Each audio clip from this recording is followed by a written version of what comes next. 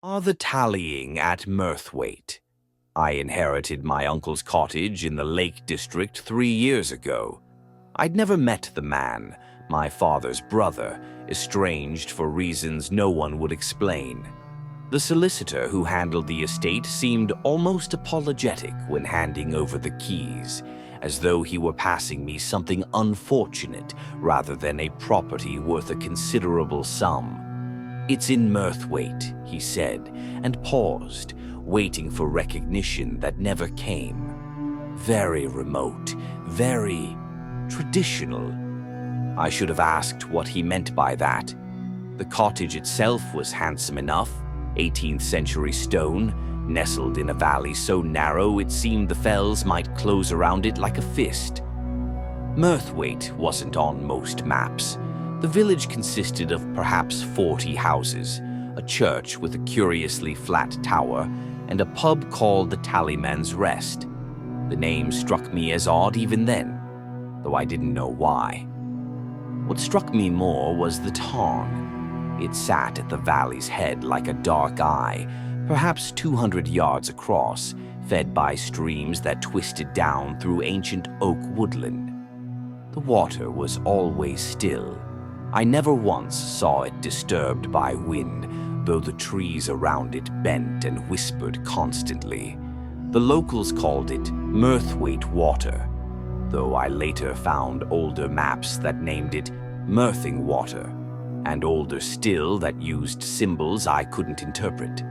I arrived in late September, planning to spend a few months fixing up the property before deciding whether to sell. The villagers were polite but distant, that particular kind of Lake District reserve that can feel like hostility if you're not used to it. They watched me in the pub, conversations dropping to murmurs when I entered. I told myself I was being paranoid, that I was the newcomer and they were simply curious. Then came the 1st of October and everything changed. I woke to singing. Not the singing you might expect. No melody I could follow, no words in any language I recognized. It seemed to come from everywhere and nowhere, a low droning chant that made my teeth ache. When I looked out my window, I saw lights moving toward the tarn, dozens of them, lanterns bobbing in the pre-dawn darkness. By the time I dressed and went outside, the singing had stopped. The lights had vanished. Only a smell remained, something like rotting vegetation and copper hanging thick in the air. At breakfast in the pub, I asked about it. The room went silent. The landlord, a weathered man named Carrick, finally spoke. "You'll be hearing things up from the city." The fells played tricks with sound, wind in the valleys like, but there hadn't been any wind. The tarn had been mirror still. An old woman at the corner table, I'd later learn her name was Mrs. Harrop, caught my eye.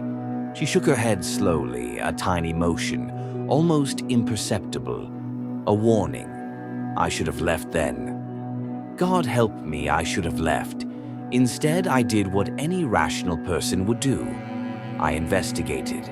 I searched my uncle's cottage more thoroughly, going through papers and books he'd left behind. Most were unremarkable. Accounts, correspondence about sheep prices, annotated guides to local flora. But in a locked drawer in his study, I found a journal. The entries were sporadic, covering 40 years. My uncle, it seemed, had been obsessed with the tarn and the village's history. He wrote about traditions that predated Christianity, about the name Mirthwaite being a corruption of something older, about the tallying. "They count us," one entry read, the handwriting shaky.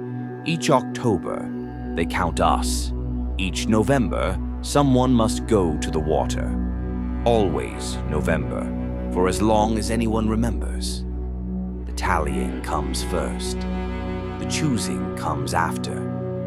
I found references to a ritual older than the village itself, to something my uncle called the Tribute of Mirthwaite.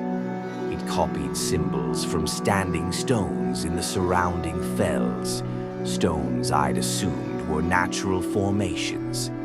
The symbols hurt to look at, angles that seemed wrong, curves that suggested movement where there should be none. His final entry was dated 3 years ago, a week before his death.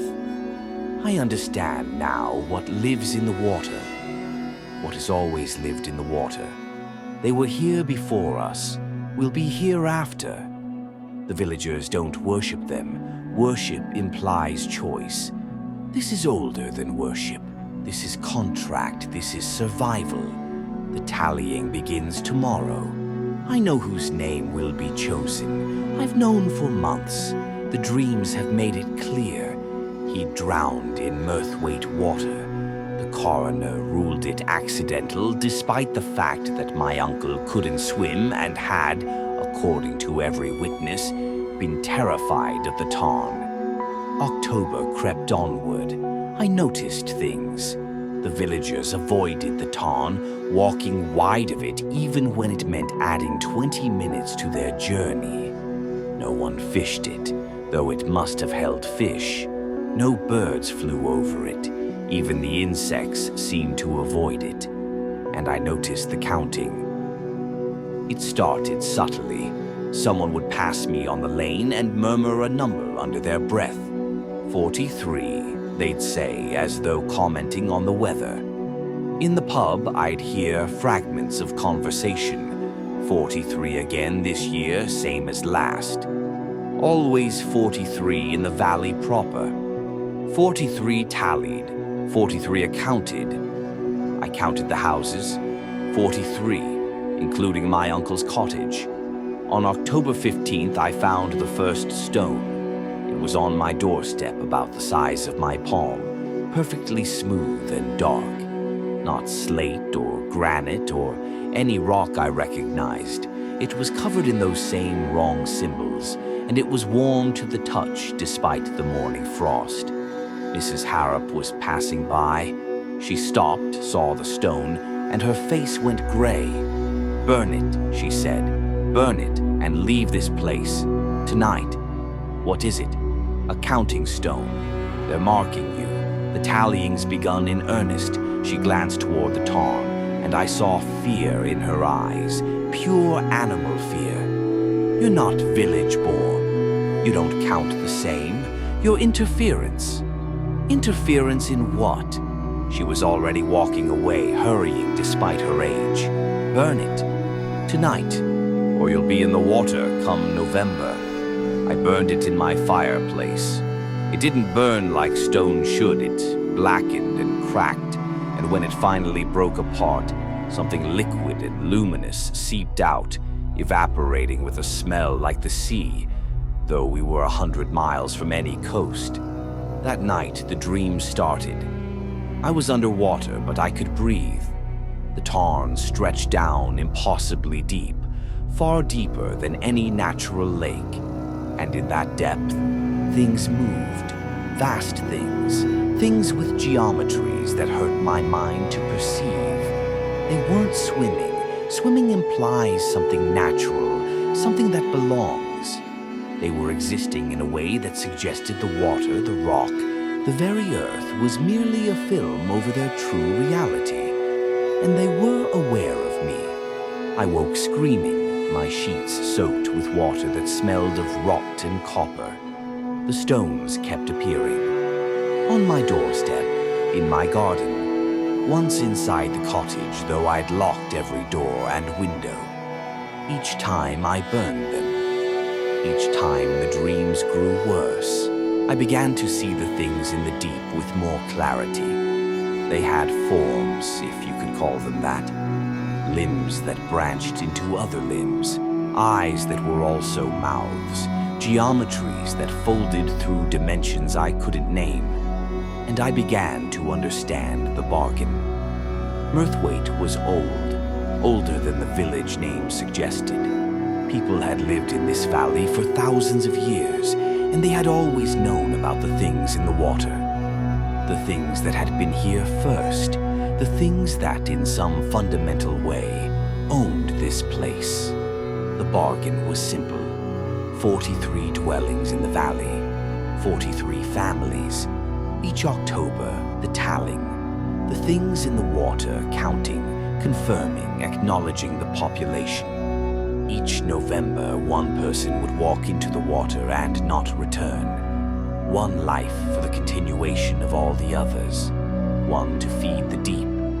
It was why the village never grew, why people didn't leave, why newcomers were watched with such suspicion. I'd broken the pattern. 44 now, if you counted me. On October 28th, I tried to leave. I packed my car and drove down the single-track road that led out of the valley. But the road was flooded. Not with rainwater, we'd had no rain. This was tarn water, I could smell it. Dark and still and stretching across the road for 100 yards. I turned back. That night I found Mrs. Harrop at my door. "They've chosen," she said. "The choosing is early this year. Because of you." Her eyes were red from crying. "My grandson. He's 16. They've chosen my grandson. How do you know?" "The dreams. We all have them when the choosing is made. We all see who must walk to the water." She grabbed my arm, her grip surprisingly strong. "Unless what? Unless the tallying is corrected. Unless it goes back to 43. I understood then. I was the 44th. If I went into the water, her grandson would be spared. The village would return to its ancient equilibrium. "No," I said. "No, there has to be another way. We can leave. We can get police. We can..." "You can't leave." She was crying openly now. "None of us can. Not during the tallying. The roads flood, the paths wash out. Even if you walk over the fells, you end up back here. It's been tried. Many times it's been tried. Then what's in the water? What are they?" She shook her head. "No one knows. The oldest stories say they were here before the land rose from the sea, before there was land at all. They're not gods. Gods might be merciful. They're not demons. Demons might be defied. They just are, and they're hungry. Always hungry." November approached like an execution date. I tried everything. I researched. I called people I knew who studied folklore. I even contacted a priest, though I'm not religious. Nothing helped. The priest, interestingly, refused to come to Mirthwaite. "That place is outside our covenant," he said, and hung up. The dreams grew so vivid I could barely tell waking from sleeping. I saw the village's history, centuries of Novembers, centuries of people walking into the water. I saw what happened to them, how they were taken apart by things that experienced reality differently than we do, how their matter was consumed, their consciousness absorbed into something vast and cold and utterly alien. I saw my uncle's final moments, how he'd chosen to go willingly rather than let them take someone young, how it hadn't been fast or merciful. On October 31st, the entire village gathered at the tarn. They stood in a circle around it, 43 households, and they sang that awful song I'd heard weeks before. The water began to move. Not waves, movement, as though something beneath was pressing upward against the surface tension, distorting it, testing it. Shapes formed in the water, not breaking the surface, but visible beneath it. Massive shapes, ancient shapes, and I felt them counting. Actually felt it like pressure against my mind. 43, 44, 43, 44. The numbers cycling, the equation unbalanced. Mrs. Harrop's grandson stood at the water's edge. His name was Thomas. He was weeping silently, and his family surrounded him, touching him, saying goodbye. No one tried to stop it. This was how it had always been. This was the bargain. I thought about my uncle, about his choice. "Wait," I heard myself say. The singing stopped. Every face turned toward me. "I'll go." I'm the 44th. "I'll go, and the count will be right again." Thomas's mother sobbed with relief. Mrs. Harrop closed her eyes, lips moving in what might have been prayer or thanks. Carrick, the publican, stepped forward. "You understand what this means? There's no coming back, no last-minute rescue. Once you enter the water, you belong to them. I understand. I didn't, really. How could I? But I understood enough. They parted to let me through. The water was close now, so close. In it, I could see the shapes more clearly. Things that might have been tentacles or branches, or neither. Things that pulsed with bioluminescence in colors that didn't exist in any spectrum I knew. Things that watched with intelligence that was vast and hungry and utterly inhuman. I want to tell you I was brave. I wasn't. I was terrified. Every instinct screamed at me to run. But where would I run to? The village was sealed. The bargain was absolute. I stepped into the water. It was cold, colder than any water I'd ever felt, a cold that went beyond temperature into something fundamental. The cold of deep space, of absolute zero, of entropy itself. I walked further, waist deep, chest deep. The things below rose to meet me. I can't describe what happened next. Not really. Language isn't built for it. Geometry isn't built for it. Human consciousness isn't built for it. I felt myself coming apart, but not physically. It was deeper than that. They were taking me apart on levels I hadn't known I existed on. And I understood. Finally, I understood. They weren't creatures. They weren't even alive in any sense we'd recognize. They were something older than life. Something that existed in the gaps between dimensions, that fed on the probability of existence itself. The village hadn't made a bargain with them. You can't bargain with something that doesn't think the way you do. The village had simply learned to survive by offering a pattern they could understand. 43 in, 1 out. A cycle, a regularity, mathematics they could comprehend and therefore tolerate. Break the pattern, and they would feed on everything. Everyone. My uncle had understood this. He'd gone into the water to preserve the pattern, and now But wait. Something was wrong. I was still thinking, still aware. The dissolution had stopped. The things in the deep were pulling back, confused. They'd tasted me, measured me, and found something unexpected. I was an outsider. I wasn't part of the original bargain. I didn't fit the mathematics. They couldn't take me. I was pushed upward, expelled from the water like a foreign object. I broke the surface, gasping, crawled onto the shore, and collapsed. The villagers stood in shocked silence. Mrs. Harrop spoke first, her voice hollow with despair. "You're not one of us. You can't complete the bargain." And I realized the horrible truth. By trying to save Thomas, I'd made everything worse. The count was still wrong. The pattern was still broken. And now the things in the deep were angry. The water began to rise, not lapping at the shore, but rising, swelling, growing. It came up over the banks, flooding toward the village. And in the water, the shapes were no longer subtle. They were manifesting, pushing through into our reality with a wrongness that made reality itself seem to crack. Thomas stepped forward. Without a word, without hesitation, he walked into the water. This time they took him. The water receded. The shapes sank back into the deep. The count was right again. 43. I left Mirthwaite the next morning. The roads were clear, the floods gone as though they'd never been. I sold the cottage without ever returning. Let someone else live there.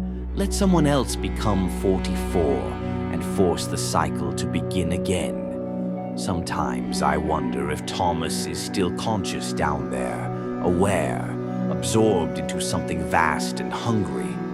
Sometimes I wonder if my uncle is too, and all the others over all the centuries. But mostly I wonder about the bargain, about the things that humanity made, knowingly or not, when we first built our villages near places that were already occupied by things older and stranger than we could imagine. Mirthwaite still exists. You can find it if you know where to look.